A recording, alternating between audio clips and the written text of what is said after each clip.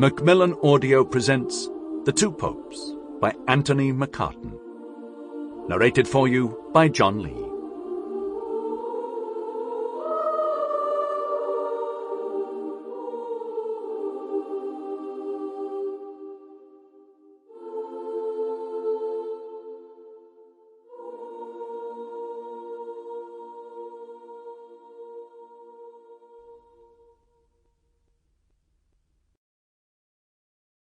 For my parents, my mother, whose lasting wish was to ride around heaven on a motorcycle, my father, whose last instruction to me was to keep the faith, and for Eva, who showed me the view of Rome from the Villa Borghese.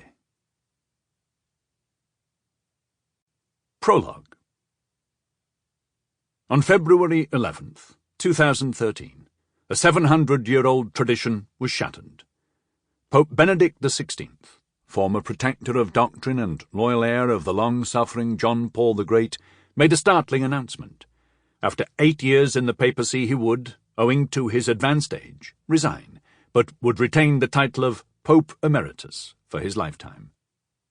Within weeks, the great doors of the Sistine Chapel in the Vatican were sealed, and the cardinals, drawn into conclave for the second time in less than a decade, were asked to choose a new spiritual leader for the Catholic Church's 1.28 billion followers. When the doors opened again a few days later, the charismatic Argentinian Jorge Bergoglio, who would take the name Francis, had been elected. The world, for the first time since the year 1415, had two living popes. The reasons for Benedict's cataclysm became fodder for speculation. A pope surely must die on the job. Wasn't this an integral part of the job description? Not just tradition, it was virtually dogma. As the Washington Post, citing a theological expert, explained, most modern popes have felt that resignation is unacceptable except in cases of an incurable or debilitating disease. That paternity, in the words of Paul VI, cannot be resigned. Pope Benedict's resignation was not entirely unprecedented, nor was the dilemma of two living popes. In the long history of the Church, 3 popes have now resigned, while 263 did not. Pope Gregory XII resigned in 1415, in the midst of a political struggle between Italy and France over who really controlled the Catholic Church. But we have to return to 1294, to Celestine V, to find a pope who decided, of his own volition, out of a longing for the tranquility of his former life, to step down. The reaction at the time to Celestine's bombshell was outrage. There is a passage from the 3rd canto of the Inferno, in Dante's Divine Comedy, where Virgil is guiding Dante through the gates of hell.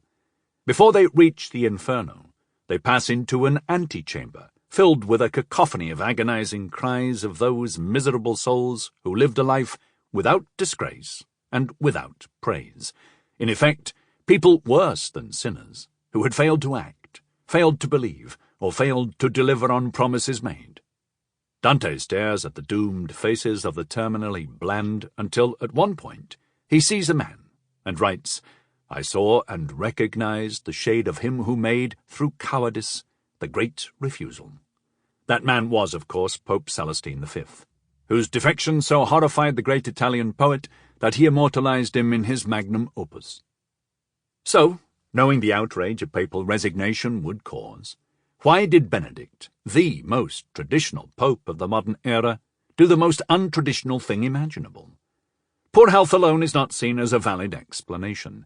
In fact, it has usually been an asset to a pope, in that it reenacts, for all to see, Christ's suffering on the cross. An additional mystery has to be sorted. How could this ultra-conservative protector of the faith, guardian of doctrine, even contemplate resigning when, as he very well knew, he would be surrendering the chair of St. Peter to the radical Jorge Bergoglio, a man so different from him in character and views? This book tells the tale of 2 popes, both possessed of tremendous and inalienable authority, an odd couple whose destinies converged and who influenced each other profoundly. Let us consider Benedict first. Sample complete. Ready to continue?